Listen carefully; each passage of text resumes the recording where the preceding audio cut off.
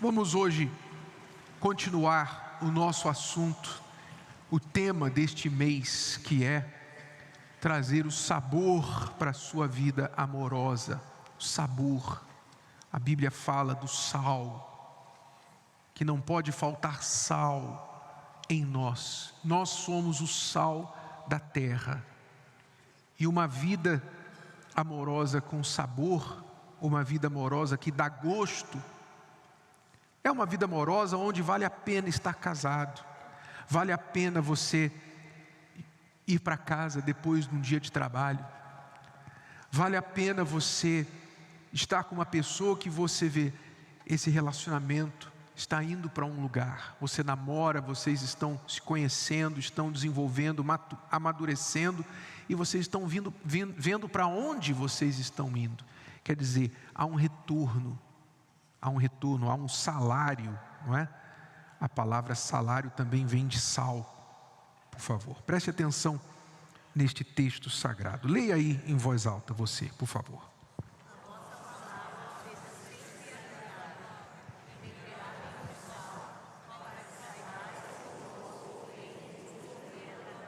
Então, vamos lá.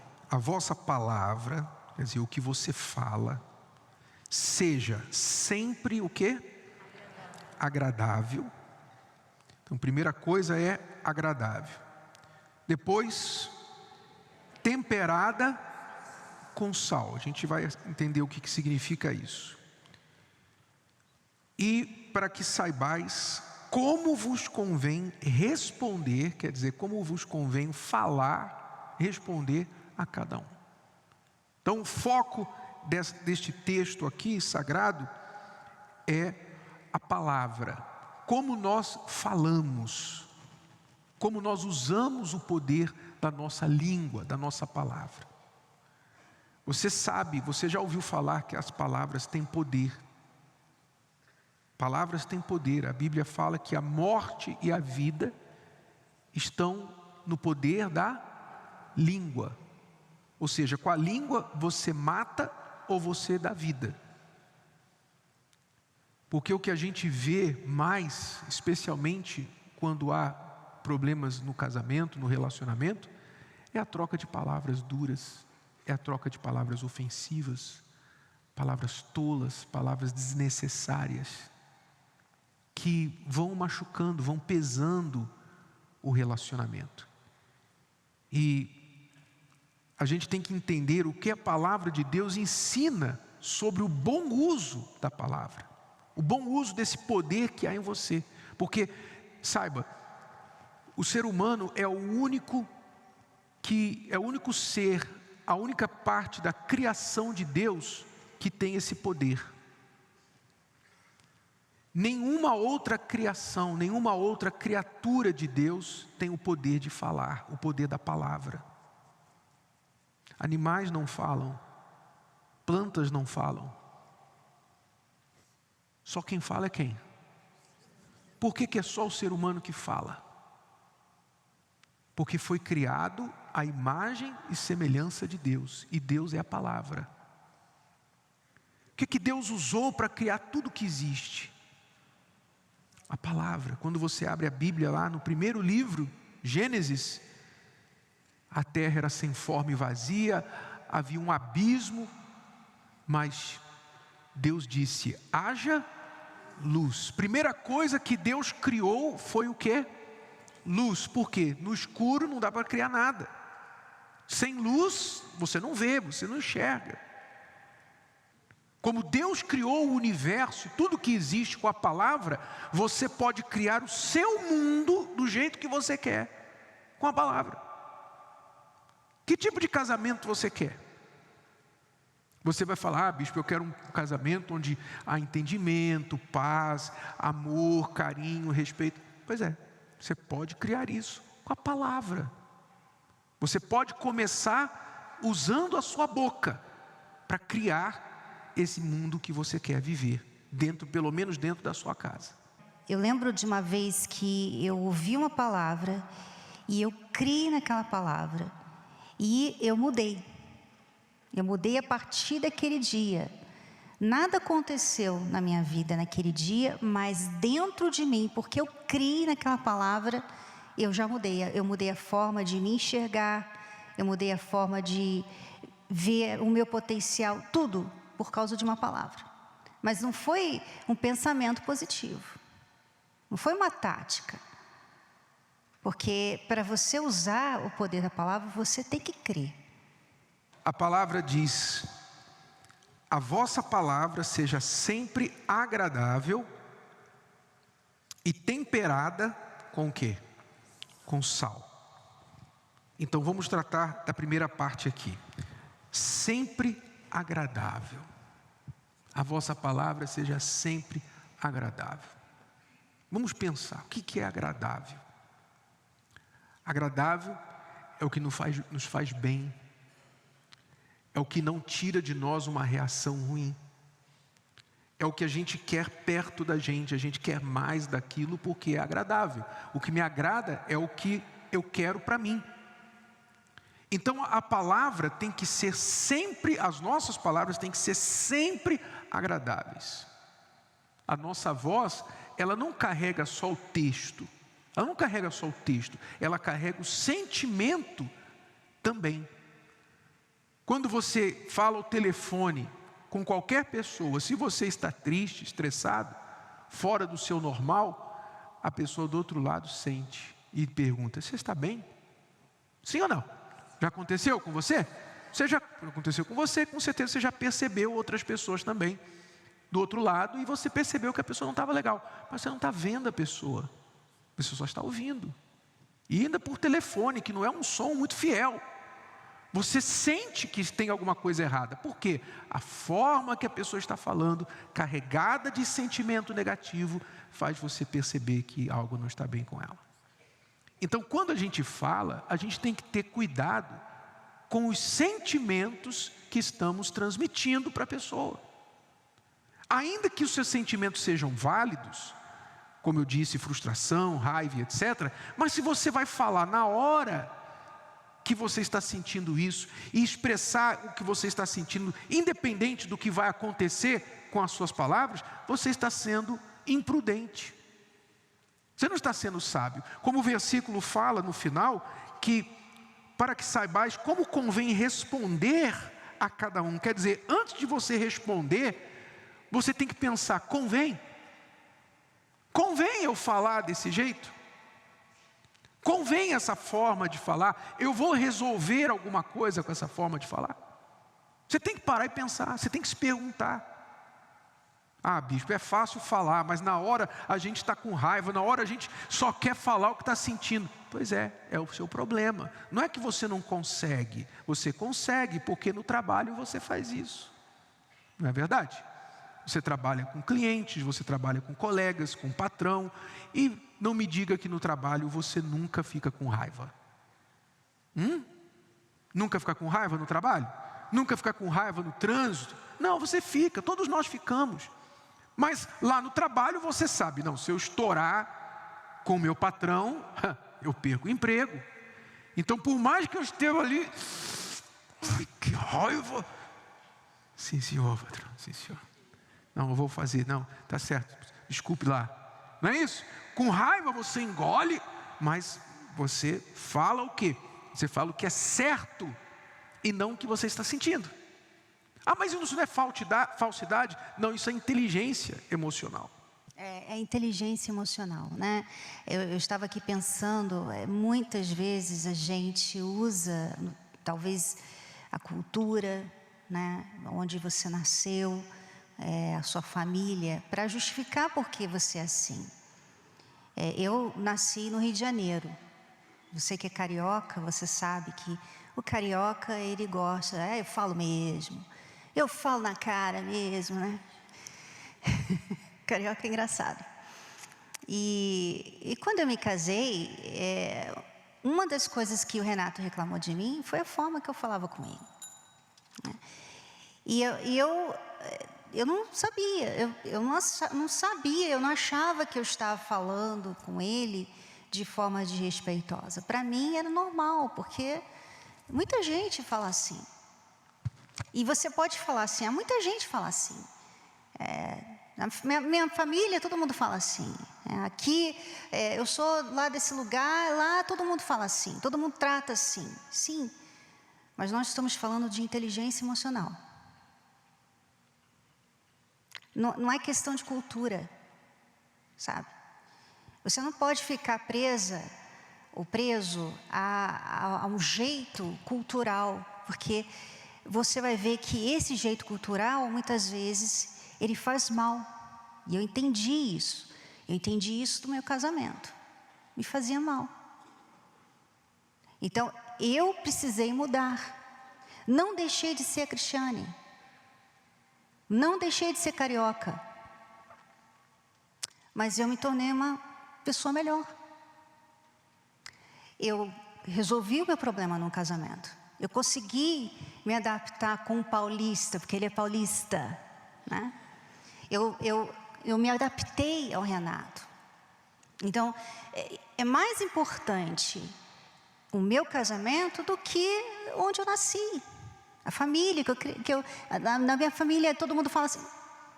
E às vezes quando eu me pego tendo um comportamento que eu vejo familiares, né, tias e pessoas que têm esse comportamento que às vezes eu vejo que dá problema para ela, dá problema no casamento, dá problema na família, e eu vejo que eu tenho aquilo, eu fico, não, eu não posso ser assim, eu não posso ter isso aqui, eu não aceito ter isso aqui.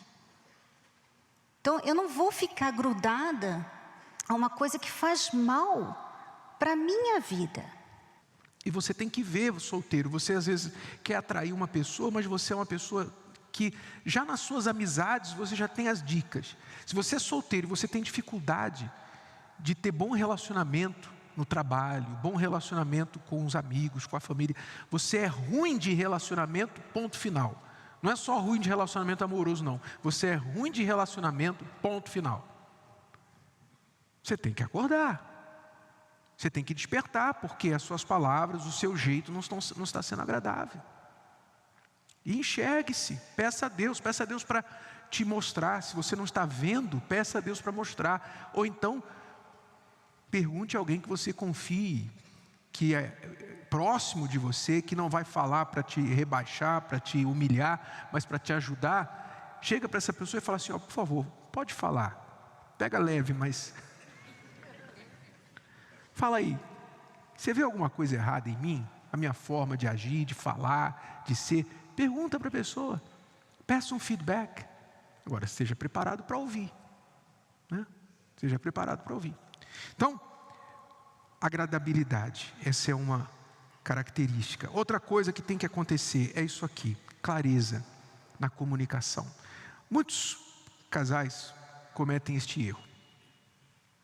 Eu diria, tanto mulher quanto homem, mas normalmente inclina um pouquinho mais para a mulher. Porque a mulher tem essa crença que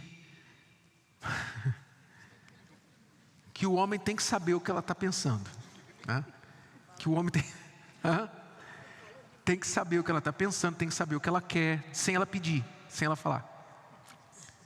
E eu sinto muito em dizer, mulheres, não é por má vontade, nem desinteresse, realmente é porque nós não temos essa mente 360, né? Que vocês têm, que tudo está ligado, vocês estão vendo toda hora, tudo ao mesmo tempo, vocês estão pensando em tudo ao mesmo tempo. O homem normalmente ele está pensando só em uma coisa, é só aquilo ali. Se você fala, ele está olhando para uma coisa, você fala, ele vai, hã? O que você falou? É só uma coisa. E não é desinteresse. Eu sei que há homem preguiçoso, há homem desinteressado, há homem que finge de desligado, eu sei. É tipo assim, você que trabalha no computador, é tipo assim, a mulher tem várias janelas abertas, o tempo todo, né? E o homem só tem uma janela. E aí você não entende, né? Porque você... Mas isso é muito natural para a mulher. Ela não vai mudar. Isso Deus nos criou assim, desse jeito, né? E como a gente é muito rápida para ver as coisas, para perceber as coisas, então, se eu estiver carregando uma bolsa pesada, a minha amiga vai ver, não, deixa eu te ajudar. Na hora, eu não vou precisar pedir para ela. Mas, com o homem, às vezes, não é, hoje não, mas Já mudei, já não sou mais assim. já foi, né? E quando a gente fala de clareza, né, que é importante a clareza entre o casal, é que há muito presumir, né? Você tinha que saber, eu não precisava pedir, eu não precisava falar, você tinha que saber. Já falou isso no teu casamento? Já ouviu isso no teu casamento? Se eu preciso pedir, então não precisa fazer, né? Você está fazendo só porque eu estou pedindo. E, poxa, pense, Deus, mesmo sabendo tudo a nosso respeito, Ele fala, pedi e recebereis, não é? Sim ou não? Você não reclama com Deus, você não chega para Deus e fala, Senhor, se eu tiver que pedir, então também não precisa não. Você não faz isso. Deus sabe, e é Deus sabe de tudo mesmo. Aí realmente você está lidando com a sabedoria completa. Mas Ele quer ouvir a nossa voz. O pedir é um ato de humildade. E o que é preciso acontecer no casamento é uma clareza, sem frustração, sem estourar, derramar a sua frustração sobre a pessoa. É você falar exatamente, dá uma mãozinha aqui com as bolsas, por favor, você dá uma mãozinha com as bolsas. Tranquilo, se você falar isso para o homem, dá uma mãozinha com as bolsas, rapidamente ele vai até fazer assim com os músculos, assim, aproveitar e mostrar quanto ele é forte. Ele vai ter prazer, porque você pediu. Mas você sair bufando, não, agora não precisa não, agora deixa. Isso é um exemplo simples, mas isso acontece em muitas outras áreas. Outro exemplo que a gente pode dar, e que eu acho que serve para muitas pessoas, é, por exemplo, as mulheres reclamam assim, ele nunca me elogia. Ele nunca me elogia, né? E, gente, eu vou ensinar vocês, mulheres, como receber um elogio. Você gostou da minha roupa, Renato? Gostou? Linda. Pronto. Assim. Eu faço uma pergunta e ele então dá um elogio. Eu coloquei uma plantinha pequenininha do lado do Renato, assim, no banheiro. E a plantinha ficou ali 6 meses. Cresceu, começou a sair para fora do vaso, do vasinho dela, né? E aí eu pontuei para ele, olha só como ela cresceu. Aí ele, que planta é essa? 6 meses, do lado assim da escova de dente, sabe, assim. E eu, Renato, você não viu essa planta aqui? Mas agora que você apontou, eu estava vendo. Parece brincadeira, mas verdade. Eu não vi. Eu não estava nem aí para a planta. Nem vi a planta. Aí quando ela falou, tem uma planta aqui. Não é de propósito. Então, a clareza, você pedir, você falar o que realmente está acontecendo, você expor, ajudar outra pessoa a entender, isso é essencial no relacionamento para evitar adivinhações, suposições, eu suponho, eu achei isso, eu achei aquilo. Não fique achando, deixe claro. Quer dizer, a gente está falando aqui de clareza, né? Então, clareza, agradabilidade e respeito, como tem que acontecer. Você respeitar quer dizer, você nem sempre vai concordar com a pessoa, mas você não precisa humilhar, xingar, dizer que ela está errada só porque ela não vê do mesmo jeito que você. Eu diria também, Renato, que o tom, né, ainda sobre o tom, você tem que ter um tom especial com o seu cônjuge. Você tem com o seu cachorrinho, com o seu pet você tem. Com o seu cônjuge muito mais. Com o seu filho você tem um tom diferente, né? Então, Tem que haver um tom de carinho entre vocês. Você fala de um jeito com as pessoas, mas com seu marido, com a sua esposa, tem que ser de outro jeito. Você não pode falar com ela, com ele, só porque aquela pessoa você já tem intimidade, ela já te conhece, já viu, já passou. E aí você trata ela, vai pegar lá, não sei o que e tal. Sabe, você trata ela de qualquer jeito. Isso faz mal para a relação. Porque ela vai se sentir assim, poxa, olha como ele fala com aquela amizade, com aquela pessoa no trabalho. E olha como ele fala comigo.